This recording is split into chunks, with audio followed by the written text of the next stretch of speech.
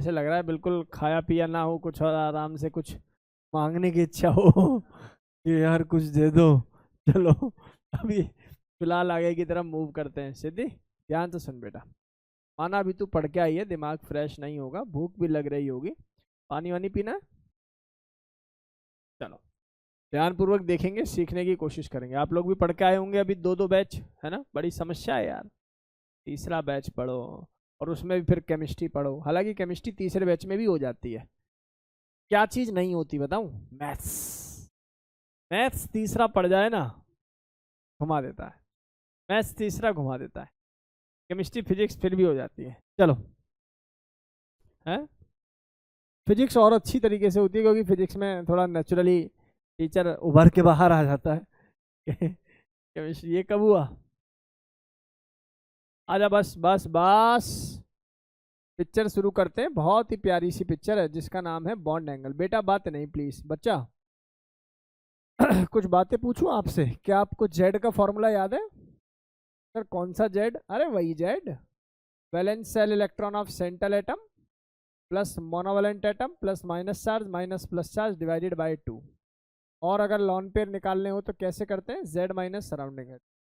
For an example, एक example ही उठा लेते हैं, लाइक SO3। जेड की वैल्यू कितनी हो जाएगी बेटा जी?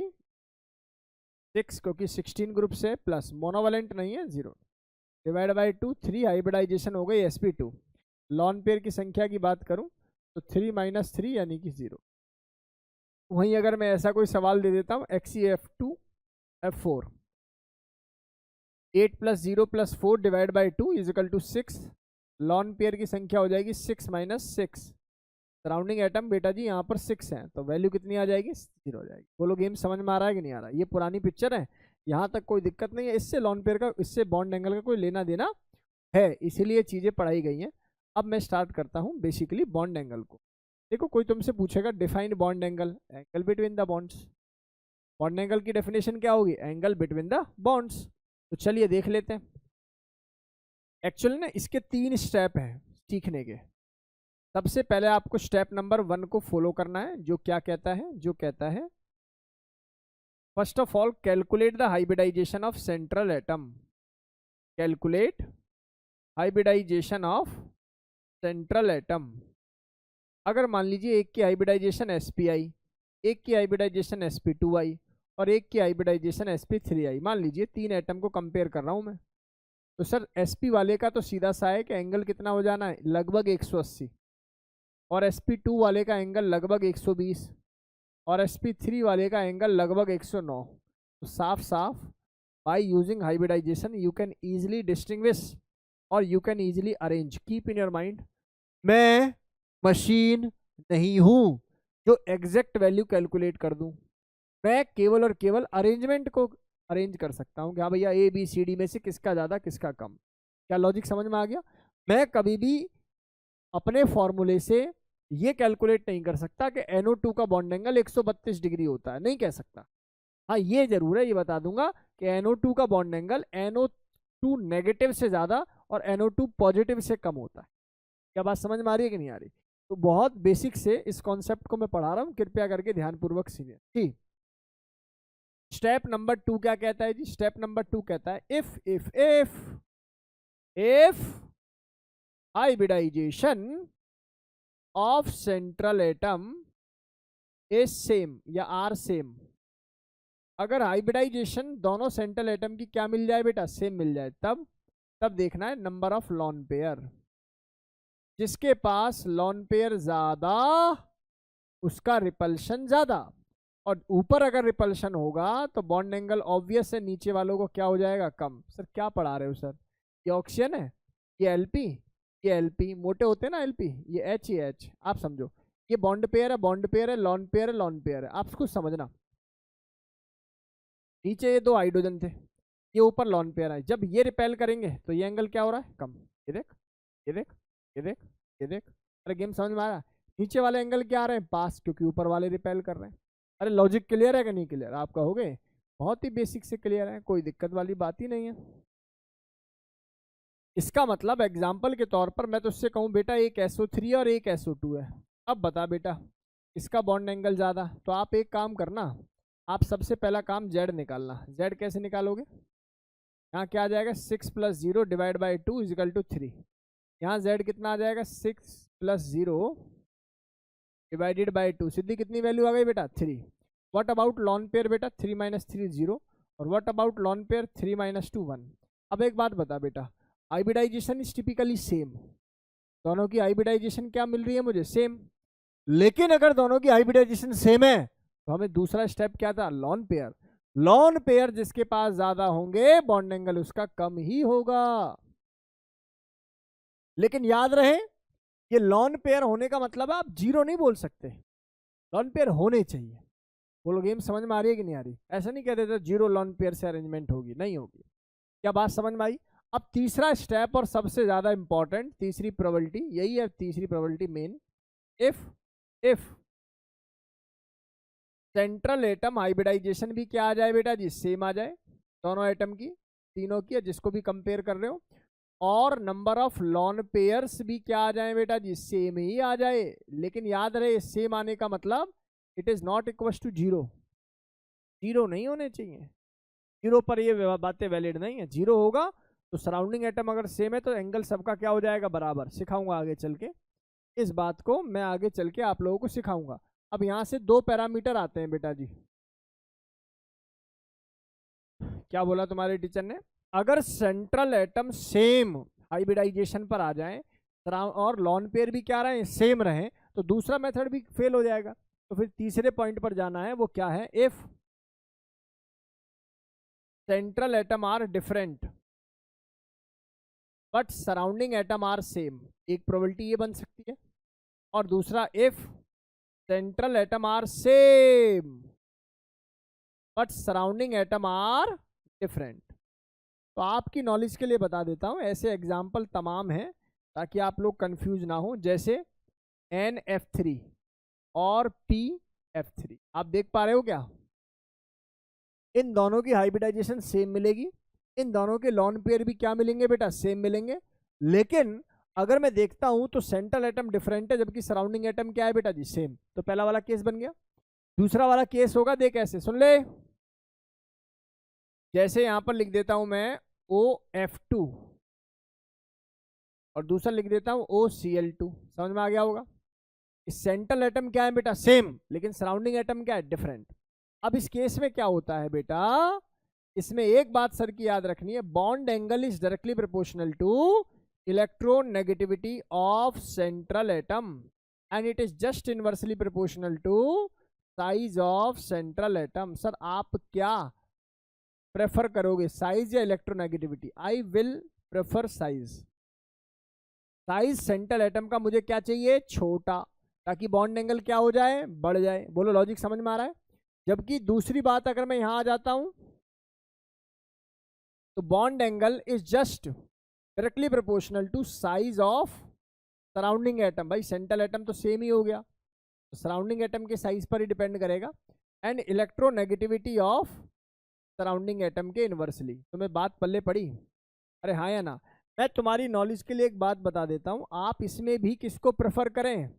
साइज को ही प्रेफर करें। लेकिन कभी कोई फ्लोरीन का केस आ जाए ना, if fluorine case is there, देखो ये एक्सपीरियंस कहता है, इसलिए आपको बता रहा हूं। मुझे पता अभी यहाँ कंफ्यूजन क्रिएट होगा इससे, लेकिन फिर भी बताऊंगा क्योंकि मैं हूं ऐसा। If fluorine case is there then arrange in या arrange by electronegativity, arrange by electronegativity data. क्या मैंने कुछ बातें आपको बोली हैं जो समझ में आई हैं? देख, फॉर नॉर्मल जिंदगी अगर सेंट्रल एटम डिफरेंट है तो जिसका साइज छोटा उसका एंगल बड़ा। अगर सराउंडिंग एटम डिफरेंट है तो जिसका साइज छोटा उसका एंगल भी छोटा, या जिसका साइज बड़ा उसका साइज भी बड़ा। बोलो गेम समझ में आ गया? हाँ या ना? ये तो ट्रिक हो गई बेटा, अभी लॉजिक समझाऊंगा। फिर मैंने बोला अगर फ्लोरीन का कोई केस आ जाए ना तो आप इलेक्ट्रोनेगेटिविटी से कंपेयर कर लेना। सराउंडिंग एटम की इलेक्ट्रोनेगेटिविटी मुझे कम चाहिए होती है, जितनी कम होगी उतना ज्यादा एंगल क्या मिलेगा? ज्यादा।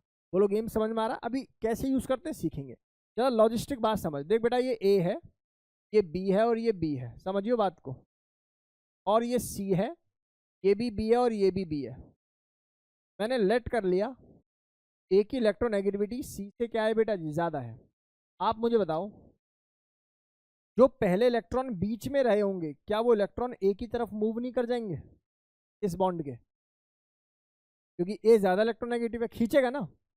ऐसी जो इलेक्ट्रॉन इसके बीच में रहेंगे, तुम्हें नहीं लगता वो ए की तरफ मूव कर जाएंगे बिकॉज ऑफ ज़्यादा इलेक्ट्रोनेगेटिविटी है। तो अब देखिए, जब दोनों पास पास इलेक्ट्रॉन हो जाएंगे, तुम्हें लगता है ये आपस में रिपेल करना शुरू कर देंगे, और जब रिपेल करना शुरू कर देंगे तो एंगल बढ़ नहीं जाएगा। देख, इलेक्ट्रोनेगेटिविटी सराउंडिंग सेंट्रल एटम की बढ़ने से बॉन्ड एंगल भी बढ़ जाता है। प्रूव हो गया। सेम उल्टा कर दे साइज के साथ, जितना छोटा साइज होगा उतना ज्यादा इलेक्ट्रॉन क्या करेंगे, नजदीक रहेंगे, उतना ज्यादा क्या होगा, रिपल्शन। जितना ज्यादा रिपल्शन उतना ज्यादा बॉन्ड एंगल। कुछ रहा इसमें, बोलो बेटा, पल्ले पड़ी। मैं कह रहा हूं सेंट्रल एटम जितना छोटा रहेगा उतना ज्यादा ये बॉन्ड के इलेक्ट्रॉन आपस में नजदीक रहेंगे, और जितना नजदीक रहेंगे उतना बॉन्ड एंगल क्या हो जाएगा, बढ़ जाएगा, क्योंकि रिपल्शन बढ़ेगा। लॉजिक क्लियर हुआ। और ऐसी इलेक्ट्रोनेगेटिविटी से डेटा आ गया। आप कुल मिला के सर की एक बात समझ लो, सराउंडिंग एटम का साइज मुझे क्या चाहिए बेटा, बड़ा। साइज डायरेक्टली प्रोपोर्शनल है बॉन्ड एंगल के। और सेंट्रल एटम का साइज क्या चाहिए, छोटा। बस दो बात अपने जहन में डाल लो, बाकी काम मेरा है। ठीक है, नोट करिए पूरी ईमानदारी, पूरी ईमानदारी से इसको नोट कर लीजिए, गड़बड़ ना हो बिल्कुल भी नितांत।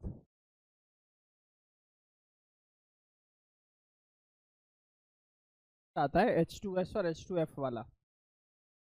क्लोरीन का जो साइज है ना, वो जो है, वैसे तो आप सभी केसेस में जहां इलेक्ट्रोनेगेटिविटी को दोगे ना बेटा, आंसर सेम ही मिलेगा, लेकिन एक फ्लोरीन वाला केस है उसमें आंसर अपोजिट हो सकता है। एक सिंगल केस है, इसलिए पढ़ाते हुए मैं जनरली बोल देता हूँ कि यार इसको ऐसे फॉलो कर लो, और कुछ भी। ठीक है नितान, चले आगे। केशवी, मन्नत, नितान, तिशा, रेडी? नोट हो गया? आप थर्ड स्टेप को ठीक से सीखे या नहीं सीखे? इस सराउंडिंग एटम की इलेक्ट्रोनेगेटिविटी चाहिए कम और साइज चाहिए ज्यादा, और सेंट्रल एटम की इलेक्ट्रोनेगेटिविटी चाहिए ज्यादा और साइज चाहिए कम।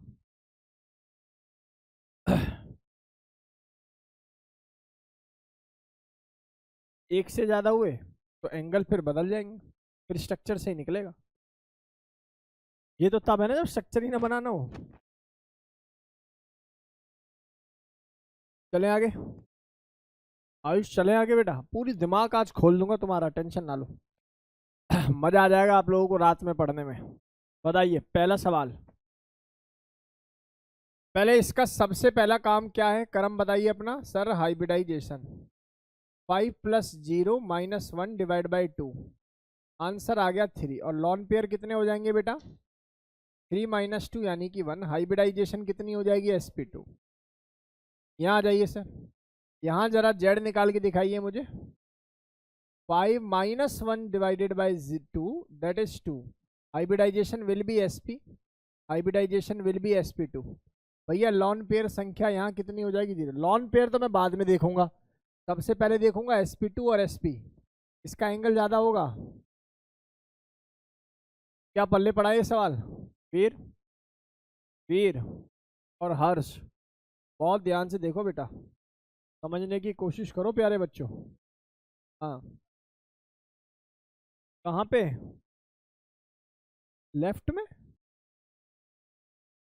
ये प्लस है ना तो माइनस किया, या माइनस है तो प्लस कर दो। हाँ तो वही तो किया है, आंसर वही है, ह्यूमन एरर हुआ है। चले आगे। भाई साहब आगे चले, थोड़ा सा मूड ठीक कर लेते हैं। इसकी स्मेल जो होती है ना, क्या नाम है इस स्मेल का पता है? वुडन स्मेल बोलते हैं इसको। अच्छा रिकॉर्डिंग हो रही है आज, ऐसी कोई बात नहीं करूंगा। देखो जरा ध्यान से, CO2 और CO3 2- आ जा। सबसे पहले मुझे हाइब्रिडाइजेशन बता पहले जल्दी से सर। Z की हाइब्रिडाइजेशन कितनी हो जाएगी, 4 + 0/2, यानी कि 2 हाइब्रिडाइजेशन हो गई sp। What about lawn pair, 0। यहाँ आ जाओ, Z की वैल्यू 4 + 0 + 2 / 2, 3। लॉन पेयर 0, यहाँ आ जाओ, z is equal to 4+4/2 is equal to 4, lone pair 0। Okay, sp3 बेटा तेरी औकात इससे हमेशा ज्यादा रहेगी, सही है भाई। sp2 का एंगल 120 के राउंड रहता है इन दोनों में। देखो अच्छा sp भैया ये तो खत्म ही हो गया सर। कौन से स्टेप से क्लियर हुआ बताओ जरा? पहले स्टेप से ही।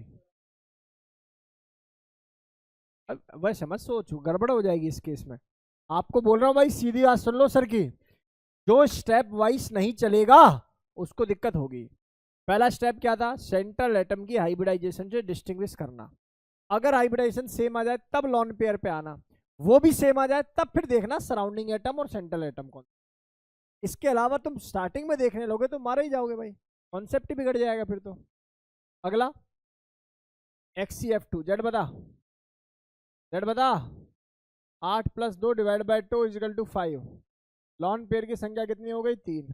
हाइब्रिडाइजेशन कितनी हो गई? sp3d। आ जाओ इधर आओ, इधर आ जाते हैं। सर ये x है सर, z की वैल्यू कितनी आ गई? 8+0 divide by 2, again it is 4। Lone pair की संख्या बताओ जरा? 1।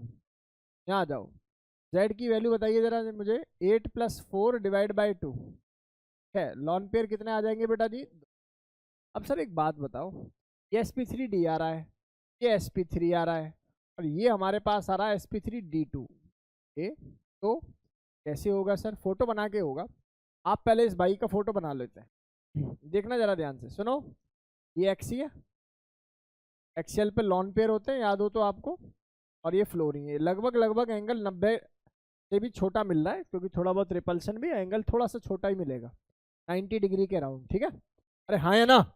ये स्क्वायर है बेटा, याद है? और स्क्वायर में एंगल कितना होता था? 90। अगर ये बात सही है, अगर ये एंगल कितना है बेटा? 90 है। साफ पता लगता है मुझे यहाँ पर तो एंगल मुझे मिल रहा है वो कितना है बेटा जी? 909। सुनो सुनो सुनो सुनो, सीखने की कोशिश करेंगे सभी। यहाँ आ जाते हैं। सर ये sp3 है सर, सर इसका एंगल ऑब्वियसली इससे क्या होगा बेटा? ज्यादा ही होगा। अरे हाँ है ना? sp3 109 के राउंड काम करता है, तो ये तो इन दोनों में डिस्टिंग्विश हो गया क्योंकि हाइब्रिडाइजेशन ही डिफरेंट थी। यहाँ आ जाओ, इसमें देखते हैं जरा। सर ये XCF2 में 3-3 लॉन पेयर वाला केस है। ओके, मतलब पिक्चर कुछ ऐसे चल रही होगी। ये लॉन पेयर, ये लॉन पेयर, ये लॉन पेयर, XCF और F। भाई साहब एंगल लगभग 180। जो बच्चे रट देते हैं SP, SP2, SP3 के अलावा SP3D में और कम मारा जाएगा ना, तो ऐसा कोई केस आ गया तो पल्ले पड़ा। ये एंगल कितना हो गया? 180। XCF4 में sp3d2 है, sp3d2 होती है ऑक्टाहाइड्रल। 2 लॉन पेयर साथ दिए, बराबर में क्या लगा दिए? फ्लोरीन। पल्ले पड़ा जी, बोलिए। डेटा क्रिस्टल क्लियर है? अगला सवाल देखेंगे पहले, बाद में नोट करेंगे, पहले सुनेंगे भाई सभी। इसके z की वैल्यू बता पहले मुझे, चल। Sir 5+4 -1 divide by 2 is equal to 4। Lone pair की संख्या 0, hybridisation sp3, z is equal to again 4, lone pair की संख्या 1। आ जाओ, z इजिकल टू कैसे निकालोगे? 5+2 + 1 divide by 2 again 4, lone pair कितने हो जाएंगे? 2। अब एक बात बताओ, इफ हाइब्रिडाइजेशन इज सेम तो भैया हम लोगों को क्या देखनी चाहिए? Lone pair. जहां लॉन पेयर ज्यादा वहां एंगल कम, तेरे टीचर ने पहले लिखवा दिया, देख ले। लॉन पेयर के बढ़ने से एंगल क्या हो जाता है? घट जाता है। लॉन पेयर के बढ़ने से एंगल क्या हो जाता है? घट जाता है। सही बात है सर। आगे आ जाइए, सुंदर सवाल, सुंदर सवाल। ये SOOOH की फॉर्मेशन है, ठीक है ना बेटा? इधर देख सिद्धि, ये x है, ये y है, z है। बॉन्ड एंगल पूछा हुआ है, सोच जरा, दिमाग लगा। किसका बॉन्ड एंगल ज्यादा होगा? x, y और z में से किसका बॉन्ड एंगल ज्यादा होगा? सोच। किसका? x का। नितांत बता जरा, नितांत, अन्नत, केशवी, ईशा, जल्दी बता। Keshavi, Tisha, tell me the right answer. मेरे प्यारे बच्चों देखो, बहुत सिंपल सी बात है। एक थ्योरी हुई है VSEPR, वीर इधर देख, वीर, और हर्ष इधर देख बेटा। इस थ्योरी के अकॉर्डिंग लॉन पेयर का रिपल्सन भयंकर, फिर लॉन पेयर बॉन्ड पेयर का रिपल्शन, फिर बीपी बीपी। कुछ याद आ रहा है? उसी बीच में तेरे टीचर ने एक बात और लिखी थी, बोला था मल्टीपल बॉन्ड का रिपल्शन ज़्यादा, then multiple bond single bond repulsion, then single bond. आप देख लो भाई, ये बताइए कि नहीं बताई मैंने? अगर बताइए तो देखिए मल्टीपल बॉन्ड ही तो है बेटा, और मल्टीपल बॉन्ड का रिपल्शन खतरनाक, तो भैया एंगल भी क्या रहेगा? ज़्यादा। फिर मल्टीपल बॉन्ड सिंगल बॉन्ड, फिर सिंगल बॉन्ड। बोलो गेम समझ में आता है कि नहीं आता? हो गई कहानी पूरी। स्पीड में नोट करो, पूरी एनर्जी के साथ नोट कीजिए। सर साइन अलग क्यों? अरेंज बोला है ना। तेरा आंसर गलत बनना। आई जरा ना, कोई कंडीशन नहीं। सेंट्रल एटम डिफरेंट भी हो, अगर हाइब्रिडाइजेशन डिफरेंट है तो आप sp sp2 sp3 के आधार पर छाट दो उसको। कोई बात नहीं, मन करो, जल्दी से ट्राई करो।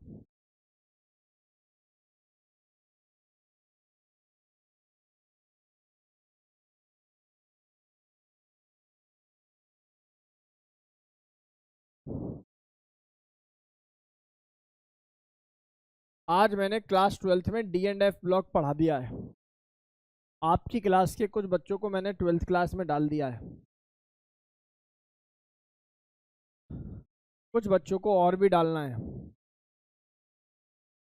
और पहले 11th तो पढ़ ले, है ना? तुम लोग ये सोच रहे होंगे अरे भैया 11th तो हो जाए हमारी। 11th दुविधा है, दुविधा। इस दुविधा में बच्चा परेशान रहता है, लेकिन कुछ समय के लिए मात्र।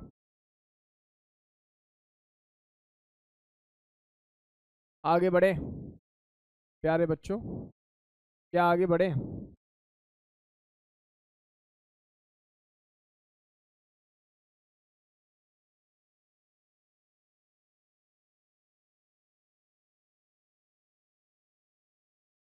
कल का सिलेबस मन्नत वही है, जो जो केमिस्ट्री में अभी तक पढ़ा दिया है केमिकल बॉन्डिंग में, वो सारा केमिकल बॉन्डिंग का सारा।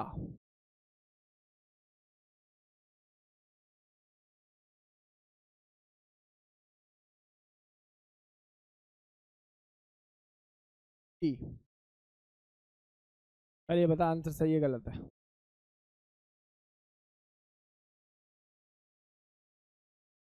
पहले आंसर बता दे मुझे, सही है गलत है? सही है। अब रीजन सुन। फ्लोरीन क्या क्या काम करता है? एक्सट्रीमली छोटा साइज हो जाता है, छोटा साइज होने के नाते इसके ऊपर जो इलेक्ट्रॉनिक रिपल्सन है वो बढ़ जाता है, इसलिए बॉन्ड के जो इलेक्ट्रॉन है आपस में रिपेल करना शुरू कर देते हैं, तो आप कम एनर्जी में ही इसके बॉन्ड को तोड़ पाते हो। क्लोरीन के साथ तो कोई दिक्कत नहीं है, ऐसी साइज बड़ा है, बॉन्ड लेंथ भी ठीक ठाक है। चलें आगे। अभी एक्सपेरिमेंटल है, ठीक है ना? ये चीज़ एक्सपेरिमेंटल है। ये ब्रोमीन की मात्रा से भी ये वैल्यू क्या मिली आपको? कम मिली फ्लोरीन की। अगला देखेंगे भाई सभी, सुंदर सवाल, सुंदर सवाल। OCl2 OC OCl2 और ClO2 और ClO2, भाई साहब क्या खतरनाक सवाल है। देख बेटा, मैं जानता हूँ इसमें तुम सभी अटकोगे, इसलिए मैं खुद ही करा देता हूँ, ठीक है? ध्यान पूर्वक देखेंगे। यदि सेंट्रल एटम कौन होगा इसमें? ऑक्सीजन। इसमें कौन होगा बेटा? क्लोरीन। और इसमें कौन होगा बच्चा? क्लोरीन। ये बात सही है। अगर मैं Z की वैल्यू निकालूंगा बच्चा, तो ये वैल्यू कितनी आ जाएगी? 6 + 2 डिवाइडेड बाई 2, आंसर आ गया 4। LP की वैल्यू निकाल लो सर, LP आ गया 2। बहुत सुंदर। इसमें वैल्यू निकालते हैं, 7/2, ओके, +1। दिखता नहीं है, थोड़ा सा ना रिफ्लेक्शन आता है बेटा। तो ये आ जाओ, Z की वैल्यू बताओ जरा। 7/2, ये तो साफ साफ दिख रहा है मुझे। 3.5, 0.5 ऐड क्यों करते हैं? लॉजिक समझ में आ रहा है नहीं आ रहा? कि अगर बराबर वाला एटम सराउंडिंग एटम इलेक्ट्रोनेगेटिव है तो 0.5 क्या कर देते थे? ऐड। ये वैल्यू 4.0 आ गई। हाइब्रिडाइजेशन इसकी क्या मिलेगी? sp3। इन भाई साहब की हाइब्रिडाइजेशन क्या मिलेगी? sp3। इन भाई साहब की भी हाइब्रिडाइजेशन क्या मिलेगी? sp3। बड़ी दुविधा है sir. Sir lone pair check कर लें? लॉन पेयर चेक कर लो भाई।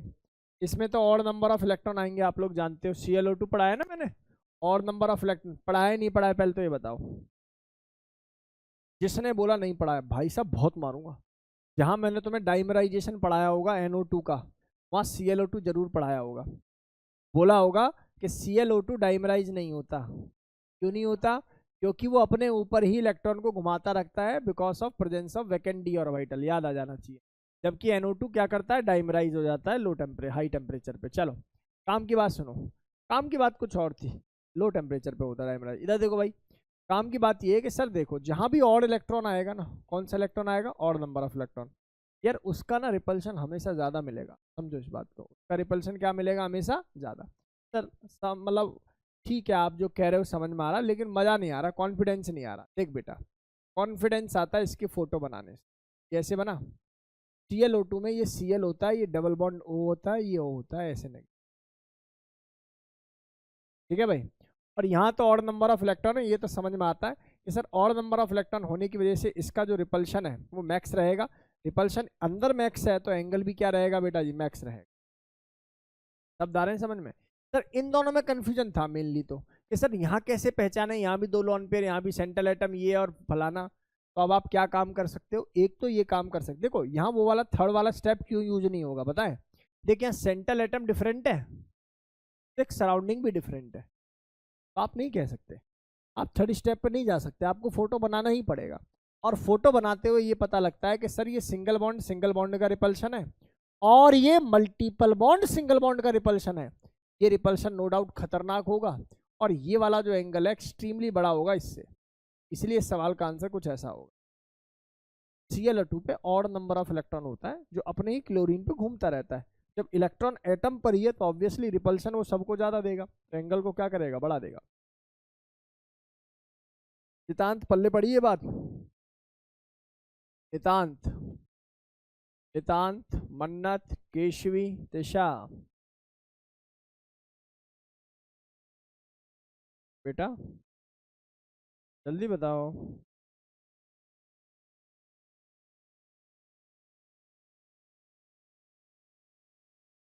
क्या कह रहा है?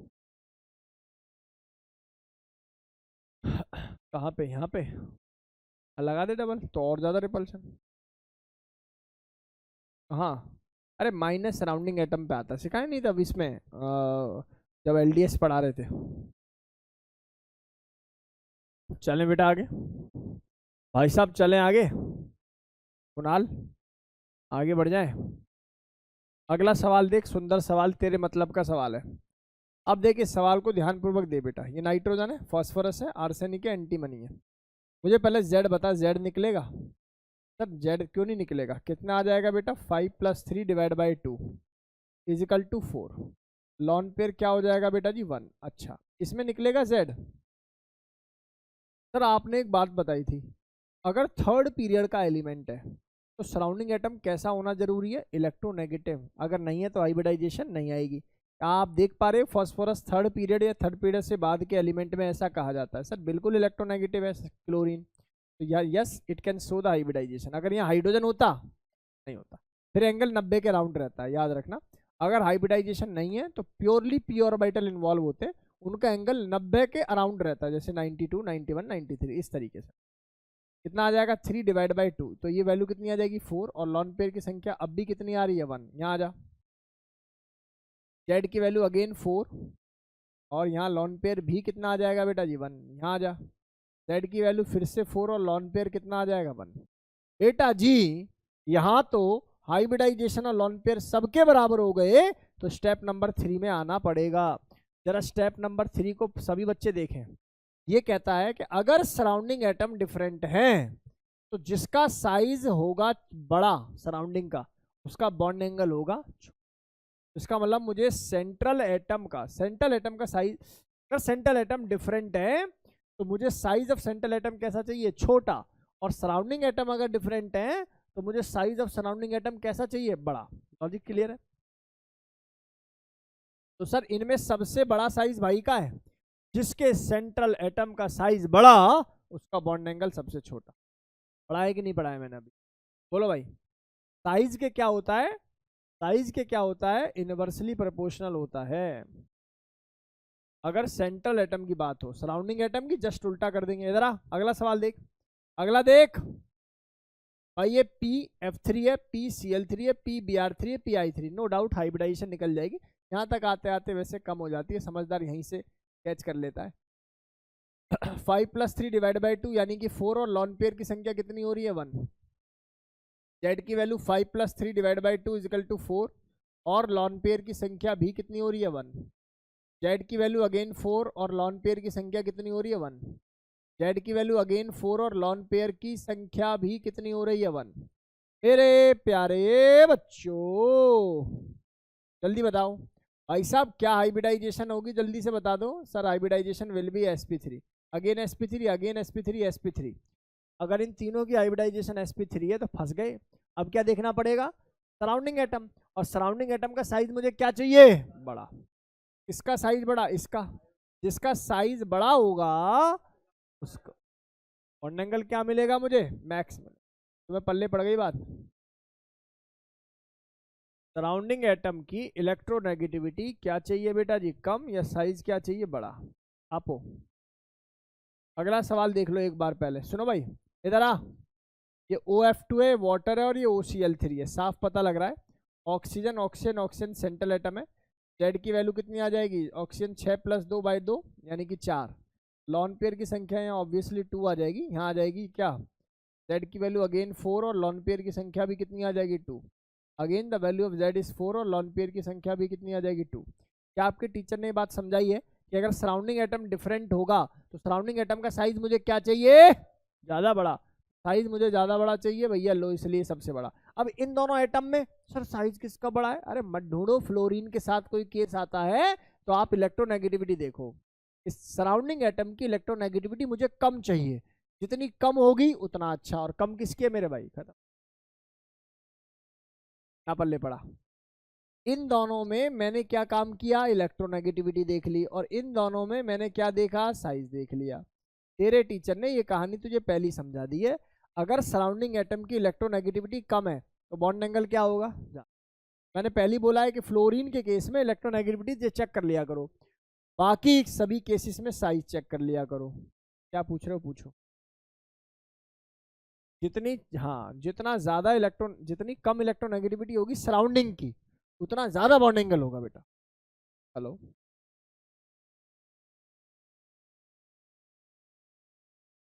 पल्ले पड़ गया। ये सब CBSE जुगाड़ है, ठीक। अब हम लोग मूव कर रहे हैं आगे, अब हम लोग आगे मूव कर रहे हैं बेटा। अब तुम्हें थोड़े से दृश्य दिखाते हैं बड़े।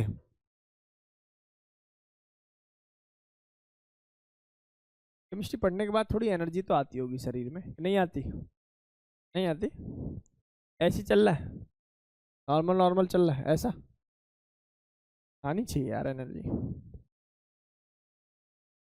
हम तो बड़े मन से पढ़ा रहे हैं भाई, इसमें तुम मानो या ना मानो लेकिन बड़े मन से पढ़ा रहे हैं, सोच समझ के पढ़ा रहे हैं, तगड़ा कंटेंट दे रहे हैं जानबूझ के, जिससे सिलेक्शन होता है वो कंटेंट दे रहे हैं।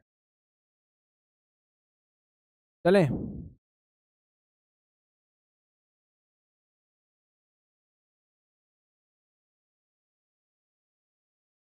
आगे बढ़े। ले भाई सवाल देख, आ गया है चिल्लाता हुआ सवाल तुम्हारे सामने। सवाल कह रहा है BF3 BCl3 BBr3 में हाइब्रिडाइजेशन सबसे पहले निकालो, बॉन्ड एंगल के ऑर्डर में अरेंज करना है। सोच बेटा। सर ये क्या बच्चा गिरी है, ये लो 3 + 3 / 2, ये वैल्यू 3। बोरॉन को 3 क्यों रखा, 13 ग्रुप का एलिमेंट है। लॉन पेयर्स कितने हो गए यहाँ पर जी, 0। यहाँ आ जाओ, सर बोरोन ही तो है 3, लॉन पेयर कितना आ जाएगा 0। यहाँ आ जाओ, Z = लॉन पेयर। अच्छा, जब कभी भी हाइब्रिडाइजेशन सेम होती है, लॉन पेयर भी सेम होते हैं, तो सराउंडिंग एटम देखते हैं या नहीं देखते बेटा। सराउंडिंग एटम का साइज अगर बड़ा है तो बॉन्ड एंगल भी क्या होगा बेटा, बड़ा होगा। लेकिन ऐसी मूर्खता करने वालों के -5 नंबर जाते हैं। क्यों -5 जाते हैं, नहीं, क्यों -5 जाते हैं, क्योंकि तुम भूल चुके हो सर ने लिखवाया है एट लिस्ट, हाँ, LP is not equal to 0, जबकि यहाँ पर LP क्या हो रहा है 0। LP 0 होने का मतलब है जब सराउंडिंग एटम सेम है ना बेटा, तो BF3 का स्ट्रक्चर बनाएगा तो चारों तरफ से बराबर का रिपल्शन लग रहा होगा। फ्लोरीन के द्वारा। SeBCl3 लगाएगा तो चारों तरफ से बराबर का रिपल्शन लग रहा होगा, SeBi3। अगर सराउंडिंग एटम भी सेम है, सराउंडिंग एटम सेम का मतलब समझ रहा है, 2 फ्लोरीन 1 क्लोरीन नहीं है, तीनों फ्लोरीन है ये वाला, तो उस केस के अंदर बेटा इनका बॉन्ड एंगल हमेशा बराबर होगा। पल्ले पड़ गई बात सर की या नहीं पड़ी? बोलो भाई। इधर आ, नीचे वाले सवाल को देख। सर एक काम कर लेते हैं सर, इसकी हाइब्रिडाइजेशन निकालना, सिग्मा सिग्मा सिग्मा sp2, क्या निकालना, सिग्मा सिग्मा सिग्मा sp2, या दूसरे तरीके से भी निकाल लो। आप बताइए क्या यहाँ सराउंडिंग एटम सेम है? नो। तो आप ये तो कह ही नहीं सकते कि यहाँ पर जो है आपसे पूछा है XCX का बॉन्ड एंगल। XCX का मतलब समझ रहे हो, हेलोजन और ये कार्बन और ये हेलोजन का बॉन्ड एंगल। मैं मान लेता हूँ यहाँ Q1 लगा देता हूँ और यहाँ Q2 लगा देता हूँ। बताओ बेटा किसका एंगल ज्यादा होगा, Q1 या Q2? सराउंडिंग एटम में हमें अगर फ्लोरीन के साथ किसी को कंपैरिजन दे दिया है तो हम इलेक्ट्रोनेगेटिविटी ऑफ एलिमेंट देख लेंगे। फ्लोरीन की इलेक्ट्रोनेगेटिविटी मैक्स होती है तो उसका बॉन्ड एंगल सबसे, खत्म बात, उसका बॉन्ड एंगल सबसे कम होगा। पल्ले पड़ गई बात। जबकि सेंट्रल एटम में इलेक्ट्रोनेगेटिविटी के डायरेक्टली था, इसलिए मैं कहता हूं याद करो जो मैं बोल रहा हूं। सेंट्रल एटम के केस में इलेक्ट्रोनेगेटिविटी को देखोगे भी नहीं, बस साइज से कंपेयर कर दो, साइज सेंट्रल एटम का छोटा होगा उतना अच्छा एंगल। और सराउंडिंग एटम के केस में भी इलेक्ट्रोनेगेटिविटी को नहीं देखोगे, साइज को ही देखो, साइज जिसका बड़ा उतना बड़ा एंगल। लेकिन अगर फ्लोरीन के साथ कंपेरिजन है तो आप देखो फ्लोरीन वाले का मिनिमम हो जाएगा, फ्लोरीन वाली की वैल्यू क्या हो जाएगी बेटा जी, मिनिमम हो जाएगी, that have minimum value of bond angle. अगला सवाल देखिए भाई सभी, कंपेयर बॉन्ड एंगल। अगला सुंदर सवाल ये रहा आपके सामने, इधर आ भाई, इधर आ बच्चा, बहुत ध्यान से देख। इसके z की वैल्यू बता मुझे। Sir 8 + 4 divide by 2 = 6। Lone pair की संख्या 2 है, यहाँ z की value 4 + 4 divide by 2 = 4। Lone pair की संख्या 0, z बराबर 3 + 3 डिवाइड बाई 2 = 3 लॉन पेयर की संख्या 0। सर एक बात बता दो, साफ साफ पता लग रहा है 3 और 4 में, 3 और 4 में दोनों में से किसका बॉन्ड एंगल ज्यादा होगा, sp2 का। अब मेरे भाई इसमें और इसमें कंफ्यूजन है ना तुम्हें, एक काम कर लो फोटो बना लो। सर हमें फोटो बनाने नहीं आता, क्यों नहीं आता भाई, ऑक्ट्राइडल होता है ये, sp3d2 क्या होता है, ऑक्ट्राइडल। और 2 लॉन पेयर लगाने हैं, 2 लॉन पेयर कहाँ आते हैं बेटा जी, एक्सियल पोजीशन पे, ये एफ ऑब्वियस इनके बीच का एंगल लगभग 90, इनका 90 होता है, ये 103 109 105 मार रहा है, ऑब्वियस है सर इसका एंगल क्या होगा, ऐसे अरेंजमेंट होगी। पल्ले पड़ा, पल्ले पड़ा। अगला यहाँ आ जा बेटा, z की वैल्यू कितनी हो जाएगी, 5 - 1 डिवाइड बाई 2। भाई जब कभी भी sp आ जाए ना यार, उसका एंगल मैक्स होता है, अपने दिमाग में रखना, इससे ज्यादा तगड़ा एंगल किसी का नहीं है। लॉन पेयर की संख्या ऑब्वियसली यहाँ पर कितनी नजर आ रही है, 0। यहाँ आ जाओ, पहले लास्ट वाला चेक करते हैं, क्या आ जाएगा, 5 + 1 डिवाइड बाई 2 = 3। हाइब्रिडाइजेशन कितनी आ जाएगी, sp2, और लॉन पेयर की संख्या कितनी आ जाएगी बेटा जी, 1। तो सर ये sp2 है, इसमें अगर मैं देखता हूँ तो कुछ याद आ रहा है आप लोगों को, 5/2 यानी कि 2.5, और आपने इसमें 0.5 ऐड करके तो sp3 जबरदस्ती बनाया है sp2। सर एक बात बताऊं, इसमें ऑड नंबर ऑफ इलेक्ट्रॉन होने की वजह से इस sp2 के रिस्पेक्ट में तो ज्यादा ही एंगल होगा। लॉजिक क्लियर है पिछले डेटा से? स्पीड में नोट कीजिए प्लीज, नोट इट डाउन, जल्दी से नोट कीजिए। अगले 2-3 सवाल ट्राई करो, देखता हूं कौन बहादुर बच्चा बैठा हुआ है क्लास में। दिखाई दे रहा भाई, XCF4 ClF3 BrF3, मन्नत केशवी शांत, आई कर प्यारे बच्चों, आई कर बच्चा।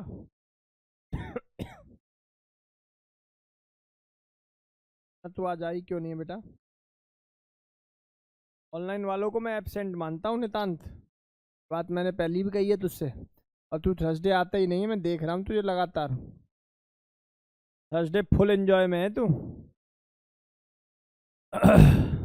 हाँ जी हुआ बेटा, जल्दी सुनो यार, समझाओ जरा फटाफट फटाफट से।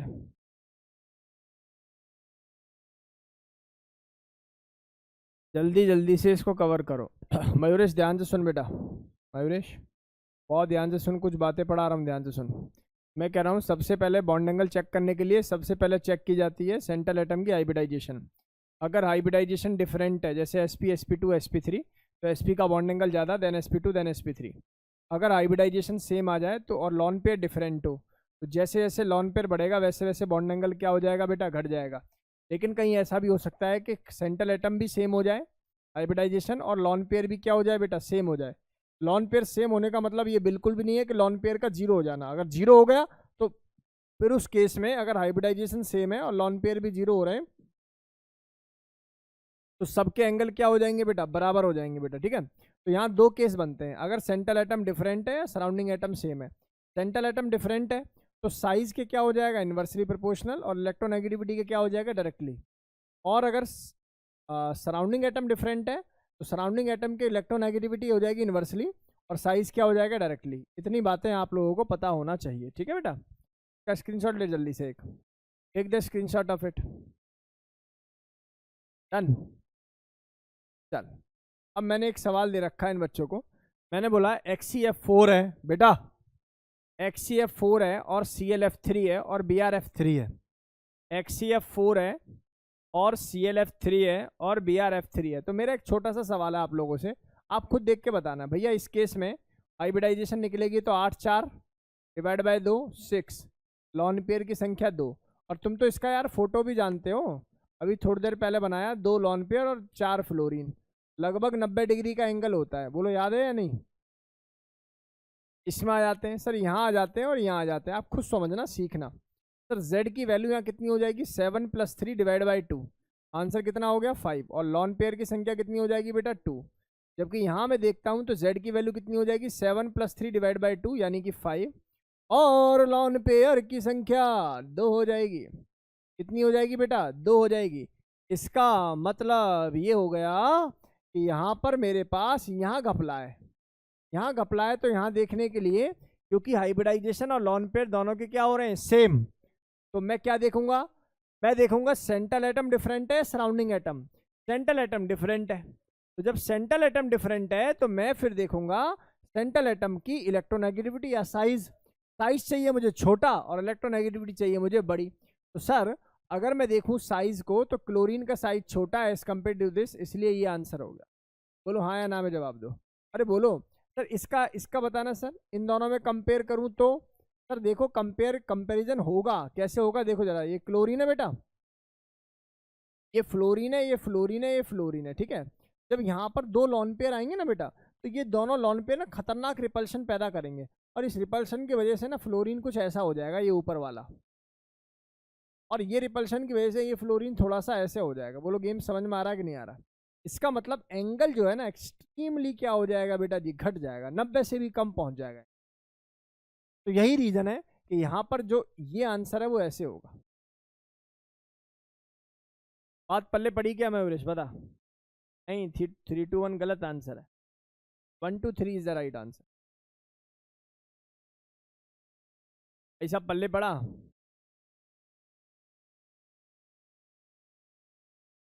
Cl और Br का साइज देख ले, लेकिन वो सेंट्रल एटम है ना बेटा, और सेंट्रल एटम का साइज मुझे क्या चाहिए होता है, छोटा। भैया बात पल्ले पड़ी क्या। अगला सुंदर सवाल देख ले बेटा, BCl3 AlCl3 GaCl3, आप जानते हो Z की वैल्यू कैसे निकलेगी, 3 + 3 डिवाइड बाई 2 = 3, और लॉन पेयर की संख्या 0 आ रही है। अरे सर, अब आपने ये ट्रिक हमें बता दी थी सर, ये ट्रिक आपने बता दी थी सर। अगर लॉन पेयर 0 आएगा और सराउंडिंग एटम तीनों क्लोरीन तीनों क्लोरीन तीनों क्लोरीन, तो इसका मतलब ये हो गया, ये क्या हो जाएंगे बेटा जी, सेम हो जाएंगे। ये क्या हो जाएंगे बेटा जी, सेम हो जाएंगे। क्यों कार्तिक, समझ में आ गया पक्का। नेक्स्ट क्वेश्चन देख, सुंदर सवाल, अगला सवाल सुंदर सवाल, बता। H2S H2S F2, और बेटा जी दूसरी तरफ आता है मेरे पास HCl2। जिस बच्चे ने इस सवाल का आंसर दिया, IIT पुकार रही है उसको। दोनों बाहें फैलाकर IIT तुम्हारा इंतजार कर रही है इस सवाल का आंसर ठीक देने वाले बच्चे का। नितांत, नितांत आप ये मत सोचना कि जिस ऑर्डर में लिख रहे होंगे 1 2 3 हो गया 3 2 1, बदल जाएगा पिक्चर, वो दिमाग में रखना। शांत, सोच बेटा। 1 2 3 क्या, इंक्रीजिंग डिक्रीजिंग?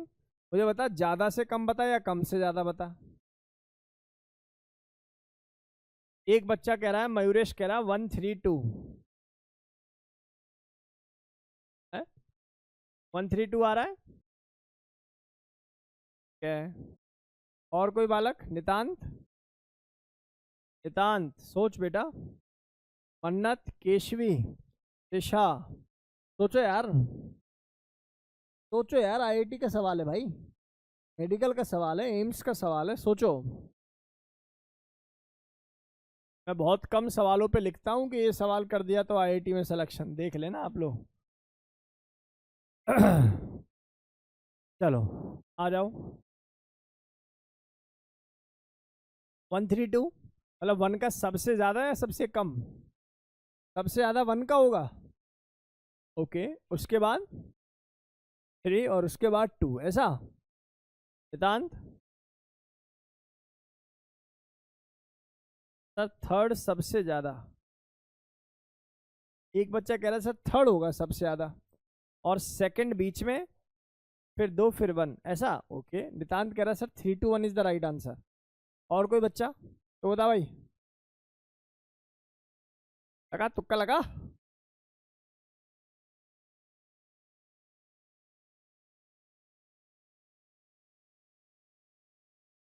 अविरेश, आग लग गया तेरा? अपने सर इतने दिनों बाद पढ़ाया, आते ही अटका रहे हो, है ना?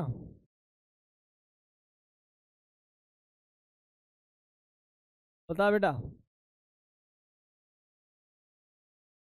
अविरेश, आंसर में चेंज करना चाहोगे? हाँ गलत है बेटा, कुछ तो गड़बड़ कर रहा है तू। चल इधर आ। इस सवाल को करने से पहले तुम्हारे टीचर एक कहानी तुम्हें सुनाना चाहेंगे। इस कहानी का नाम है ड्रैगोज रूल। क्या ये रूल सर ने पढ़ा दिया है? आप बताइए, PF3 बनता है? बनता है। क्या PH3 बनता है? मतलब बनता है, लेकिन उसकी हाइब्रिडाइजेशन नहीं है, उसको sp3 sp2 नहीं कहोगे। वो प्योरली p ऑर्बिटल इन्वॉल्व होते हैं, उनका एंगल लगभग लगभग 90 डिग्री होता है। ये कही है या नहीं कही बात? अरे बात कही है नहीं कही? अगर ये बात कही है प्यारे बच्चों, तो ये केवल फास्फोरस के लिए थोड़ी है, थर्ड पीरियड के सभी एलिमेंट के लिए। जैसे SO2 तो बनता है, लेकिन ये लिखना H2S लिखना गलत है। पर बनने का सेंस ये है कि बनेगा, लेकिन हाइब्रिडाइजेशन सो नहीं करे। सेंस समझ में आ गई? तो इसका मतलब ये हो गया सर, एक्सेप्शन नहीं बोलेंगा, ड्रैगोज रूल है भाई ये। हाँ जी, सबसे पहले इन दोनों में कंपेयर करने से पहले मैं इन दोनों में कंपेयर करना चाहूंगा। सेंट्रल एटम सेम है, सराउंडिंग एटम डिफरेंट है, सब कुछ सेम है। तो सराउंडिंग एटम का साइज मुझे क्या चाहिए? बड़ा। किसका साइज बड़ा? भाई का साइज बड़ा। अब इन दोनों में अगर कमजोर बच्चा होगा, वो क्या कहेगा? सर फ्लोरीन की इलेक्ट्रोनेगेटिविटी ज्यादा है सर, इसलिए उसका बॉन्ड एंगल क्या मिलेगा? कम मिलेगा। बात भी सही है। अगर यहाँ पर H2 की जगह मैं कुछ और लगा दूं ना, O2 लगा दूं, SO2 कर दूं, तो आपका आंसर ठीक हो जाए। ये बात पल्ले नहीं पड़ी।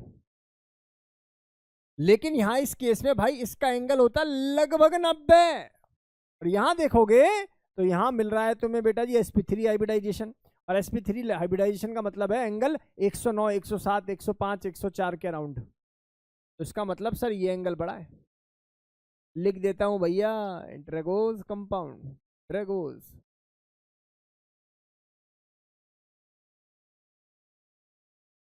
पल्ले पड़ गया? बोल भाई। एक बच्चे ने क्लास के सटीक आंसर दिया, जिसका नाम है नितांत। और अरुकन, पूरा बोल रहा हूं यार, अभी बात पूरी कहाँ हुई है। दो बच्चों ने, और तो कोई नहीं था।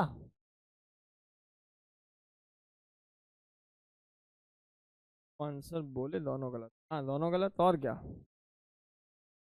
यही चेक करने के लिए बुलाया मैंने तुझे। अब तू मंडे आ जा, फिर तेरी खिंचाई होगी।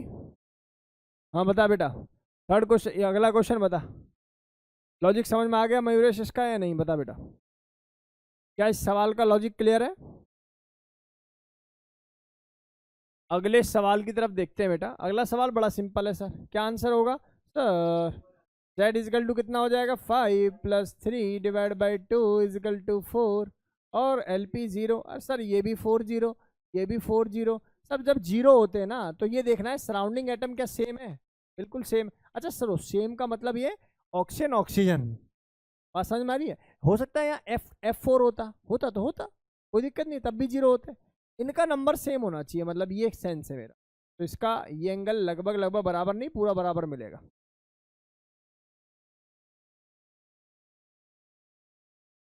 से 18 आएगा, ठीक। अभी फिलहाल ये नोट कर ले, फिलहाल ये सवाल नोट कर ले। जिन क्वेश्चंस पे आप अटको हमेशा उनको एरर बुक में लिख लिया करो, ये रूल है। क्योंकि आपका माइंड उस समय उस बात को एक्सेप्ट नहीं कर रहा, तो आपकी माइंड की अप्रोच ऐसी है। अगर उसको आप एरर बुक में लिख लोगे तो आपके लिए बेनिफिशियल होगा। चले बेटा, अगला सवाल, सुंदर सवाल, रमणीक सवाल, बेसिक सवाल, ये रहा आपके सामने। आइए, पानी, जल और OCH3। देखिए प्यारे बच्चों, पहले तो इनका फोटो पता होना चाहिए। O, ये LP, ये LP और यहाँ ये CH3। अच्छा कितने बच्चे जानते हैं सर CH3 ऐसा दिखता होगा? सर बड़ा भयंकर है सर, ये तो बहुत बड़ा बड़ा लग रहा है। तो बहुत बड़ा होने के नाते आपस में रिपेल करेगा, रिपेल्शन करने से एंगल को क्या करेगा, बढ़ा देगा। पाई का एंगल सबसे ज्यादा होगा। और पानी और अमोनिया की बात करूं तो यार हमें पता है कि Z की वैल्यू इसकी कितनी हो जाएगी, central atom 6 plus 2 divide by 2 is equal to 8 divide by 2 is equal to 4 और लॉन पेयर कितना हो जाएगा 0। यहाँ कितना आ जाएगा Z आ जाएगा 5 plus 3 divide by 2 is equal to 4 और यहाँ से लॉन पेयर कितना आ जाएगा बेटा 1। एक बात बताओ, क्या तुम्हारे टीचर ने कहानी तुम्हें सिखाई है? सर जब Z सेम हो, लॉन पेयर डिफरेंट हो, the one which has more lone pair laser will be the bond angle. उसका बॉन्ड एंगल क्या हो जाएगा, कम हो जाएगा। चाहिए step number 2, bond angle inversely proportional होता है लॉन पेयर के, अगर सेंट्रल एटम की हाइब्रिडाइजेशन सेम है तो। हर्ष नहीं आ रहा समझ में? सेंट्रल एटम की हाइब्रिडाइजेशन अगर सेम है हर्ष, तो क्या काम करना होगा, लॉन पेयर देखने होंगे। अगर लॉन पेयर डिफरेंट हो गए तो जिसके पास लॉन पेयर ज्यादा, रिपल्शन ज्यादा, बॉन्ड एंगल कम।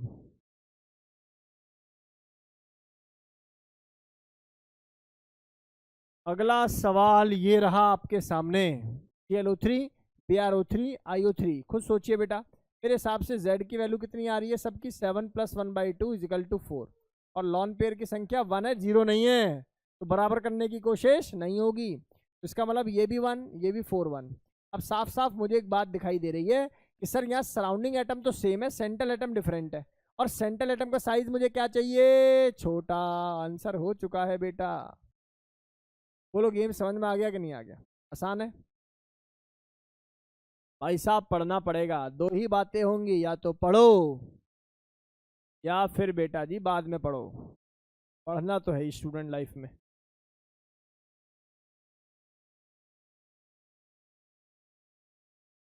चलें आगे, आगे बढ़े।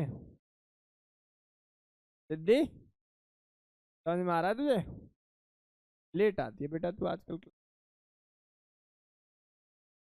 कौन है ये आदमी? तू जो है मेरी क्लास में लेट मत हुआ कर भाई। बातें नहीं बेटा, आगे बढ़ें क्या? आवाज आ रही है? ऊपर वाले सवाल का आंसर हुआ नहीं हुआ बेटा? आयुरेश, नितांत, सेम क्यों हुआ वो समझ में आया क्या?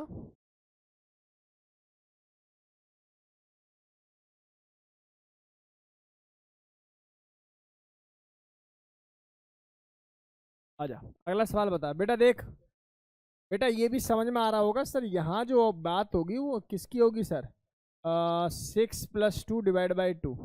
एक लॉन पेयर के साथ पिक्चर आ रही होगी, लॉन पेयर ऑब्वियसली यहाँ 1 होगा, यहाँ सबके साथ यही पिक्चर आ रही होगी, है ना बेटा?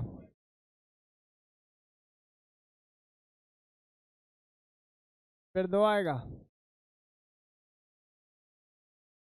यहाँ कितना आ जाएगा बेटा जी,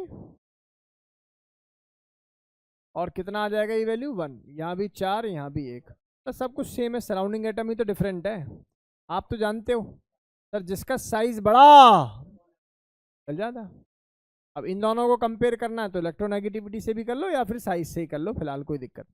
मैं कब इलेक्ट्रोनेगेटिविटी से कंपेयर करने के लिए बोलता हूँ, जब फ्लोरीन और हाइड्रोजन हो, जब फ्लोरीन या कोई और एटम हो जिससे मतलब दूर दूर का रिलेशन हो साइज से, तो आप उस केस में फिर इलेक्ट्रोनेगेटिविटी से चेक करते नहीं।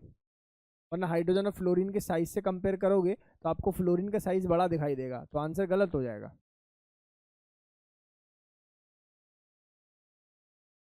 NF3 NH3 NCl3, जल्दी बताओ सर। Z कितना आ जाएगा, 5 + 3 / 2, यानी कि 4, और लॉन पेयर की संख्या कितनी आ जाएगी 1। यहाँ बता, Z की वैल्यू 4 और लॉन पेयर कितना हो गया बेटा जी 1। यहाँ बता, Z की वैल्यू 4 और लॉन पेयर कितना हो गया 1। अब लॉन पेयर 0 तो नहीं है जो बराबर कर दूं। अब इसका मतलब ये है कि आप पता है क्लोरीन का सबसे ज़्यादा होगा साइज, साइज अगर सराउंडिंग का ज़्यादा है तो बॉन्ड एंगल मैक्स। अब इन दोनों में कंपेयर किससे करना है, ये हुई ना बात सर। इलेक्ट्रोनेगेटिविटी जिसकी होगी ज़्यादा उसका बॉन्ड एंगल होगा कम, और जो तुम पड़ गए साइज के चक्कर में तो मारे ही जाओगे, रुक नहीं पाओगे। तो इसलिए केवल इलेक्ट्रोनेगेटिविटी और केवल साइज से रिलेशन से जो लर्न कर लेता है बातों को, वो गड़बड़ा जाता है, वो उस सवाल को ऐसे पलट देगा, मारा जाए। जो गेम सीख गया कि सर फ्लोरीन के केस में याद रखना, और समझ में आ रही नहीं आ रही, वहां उस केस में इलेक्ट्रोनेगेटिविटी ऑफ फ्लोरीन ज्यादा। बट देखो सुनो, फ्लोरीन का सराउंडिंग एटम आ जाए ना, आप समझ लो मिनिमम एंगल होगा उसका, मिनिमम, कुछ सोचना ही नहीं है, मिनिमम, सबसे मिनिमम फ्लोरीन वाला, मिनिमम, फिर ये भाई, फिर वो। होगा कि नहीं होगा बताओ भाई साहब, बात पल्ले पड़ी क्या। दिव्यांशा बोल बेटा, त्रिशा, दिव्यांशा, मन्नत, बेटा तुम लोग भी आ जाया करो भाई सेंटर पे, ये बच्ची अकेली बैठती है। केशवी, देखा इनको डांट लगाऊंगा अभी हैं। चले आगे, सिद्धि, आज अकेली नहीं है सिद्धि, तू थर्सडे आती है इस वाले बैच में, और सैटरडे संडे उस वाले ऊपर वाले में, है ना। पेपर कब है अब तेरे स्कूल में, 20, तो उसके लिए पढ़ ले। क्या क्या आ रहा है, बॉन्डिंग आ रहा है, और पीरियोडिक आ रहा है, और मोल आ रहा है, रेडॉक्स आ रहा है, टाइट्रेशन आ रही है। चल इस बार टाइट्रेशन निपटाता हूँ तुम्हारी, है ना, तुम बड़े परेशान हो रहे हो उसमें, उसको निपटा के खत्म करता हूँ। आ जाओ भाई बच्चा लोग, अगला और अंतिम सवाल बता दो, अगला और अंतिम सवाल बता दो भाई प्यारे बच्चों। PS3 PF3 PCl3, ठीक है नितांत, कराऊंगा बेटा, डोंट वरी, पर क्लास में आएगा तब कराऊंगा, ऑनलाइन नहीं कराऊंगा तुझे।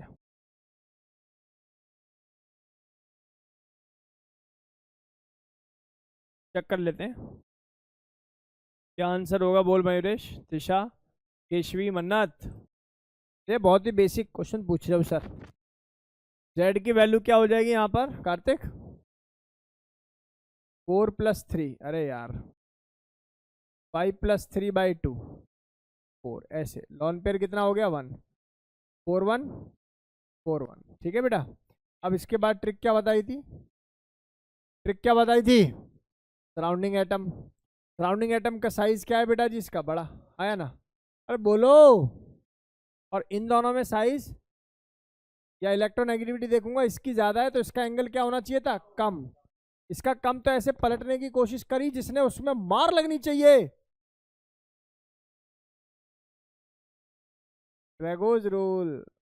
मजा आ गया, अरे मजा आ गया। PS3 थर्ड पीरियड का एलिमेंट है, कल 90,